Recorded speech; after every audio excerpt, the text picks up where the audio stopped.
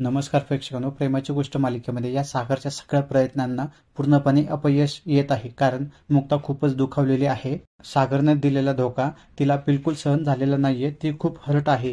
तर प्रेक्षकांनो, सागर हा जखमी झालेला असतो. त्याच्या हाताला मार लागलेला असतो. त्यामुळे त्याला कोणतंच काम करता येत नाही. ही मुक्ता नाईलाजाने का होईना त्याच्या सगळ्या गोष्टी आता करत असते. आणि येणाऱ्या भागामध्ये सागरला ती जेवण सुद्धा भरवत असते. या सागरला वाटतं मुक्ता कदाचित मला माफ करेल म्हणून.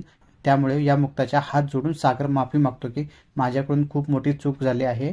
मला फक्त एक संधी द्या. मी जे काही वागलो ते सगळं खोटं नव्हतं. सुरुवातीला मी खोटं वागलो, परंतु नंतर सगळं खरं होतं.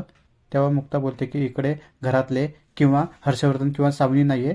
उगाच नाटके करू नका. आता आपले मार्ग पूर्णपणे वेगळे आहे. माझ्यावर उपकार करा. माझ्यापासून लांब राहा.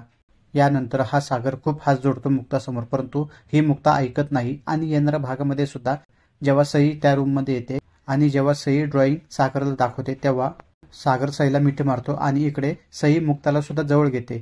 आणि हा सागर मग मुक्ताच्या खांद्यावर हात ठेवतो.